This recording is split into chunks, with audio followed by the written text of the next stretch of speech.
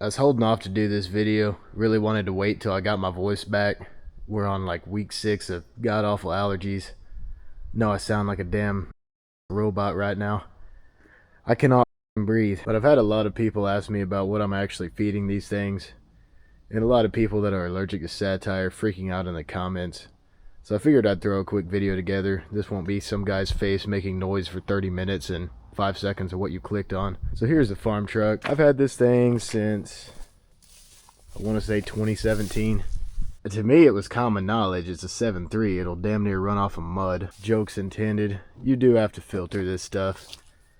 But I never thought anything of it. I never thought the reaction from the internet would be what it has been. So long story short, I come across loads of used oils, part of what I do for a living. I know you're not supposed to, and all the used oil nerds are going to freak out. But hydraulic oil, used ATF, engine oil, that's about it. I think I come into some free kerosene once, and every now and then I might pour some fry grease in it. I have never noticed a difference in the way these things run. I've actually ran this one on damn near 100% used oil, which I'm sure the fuel pump and the injectors really loved. Not even cold starts. There's a few videos in there that people don't know how to read the description, or they just type faster than their brain works. The glow plug relay did fail on this thing once, and if you don't know what that is, it's a little stupid solenoid like the starter solenoid. Run you about, I don't know, 60 bucks. It decided to quit working in the dead of winter, and this thing was running on the slop, and those were some horrendous cold starts. But glow plug relay working, all glow plugs working, don't notice a difference. It's full of the slop right now. I'll fire it up, and just for the sake of the video, this is what this thing's eating right now.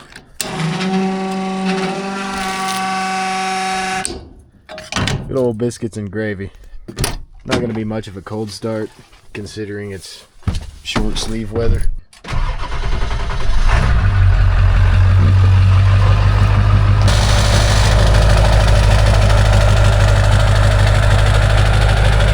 I've had people ask about fuel filters. I change my fuel and oil on everything. I don't care what the interval says. I change everything at 5,000. So I've never had an issue with fuel filters clogging up, because I believe I think normal interval is at like 15,000. So if you change every 5 like I do, you're not going to run into any hiccups. And let it be clear, I'm not advocating anybody to go tear your motor up. I love these old diesels.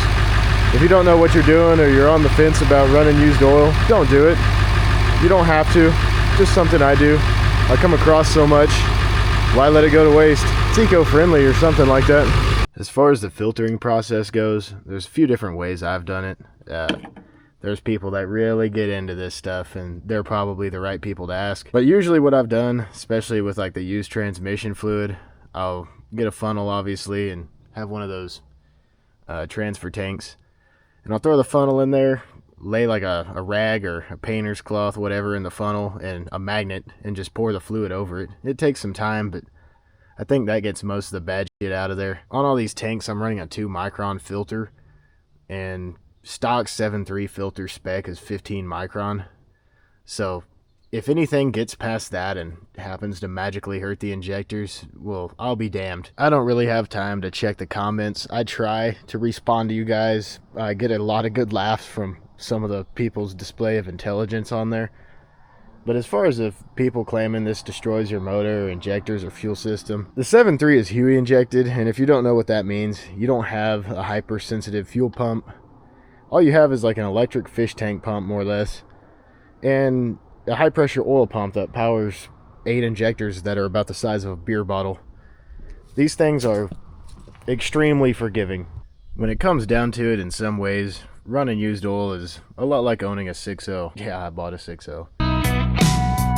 That really makes people cry. If you don't have the mental capacity or the mechanical skill to do said thing, then just don't do it.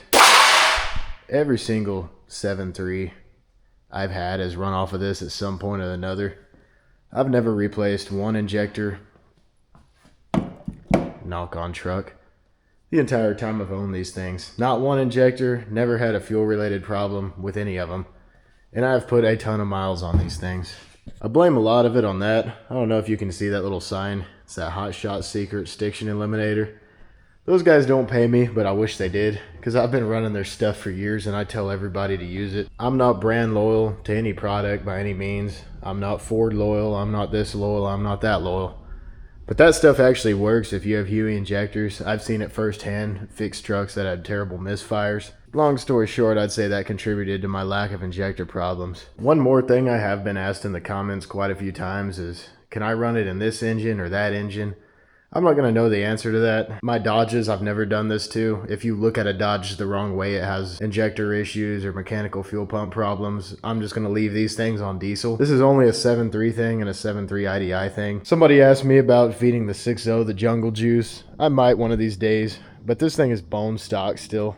EGR and everything, and it's made it 260,000 miles bone stock without any problems. And if a 6.0 was capable of doing that, that tells me one of two things. Number one, if it's made it this long on its own without exploding, just leave it alone and let it do its thing. But number two, it brought up another question. I was thinking about this the other day. The amount of 6.0 failures, in my opinion, is directly a result of the people that owned them. If you hot rod these things, put a huge tune on it, or try to treat it like a 7.3 or a 5.9, it ain't gonna last. That's just how it is. You gotta do a lot of work to them to get them to that point. But this one, owned by one guy, his whole life, not an issue. Not in 260,000 miles, nothing wrong. So anyway, there's my short story of feeding 7.3's all sorts. I'm not a chemical engineer or an expert by any means, don't claim to be. Those people are all going to live in the comments at the bottom of this video. So you can go in there and argue with them. I'm going to keep feeding these things whatever the hell I want, and they're going to keep running just fine. Peace.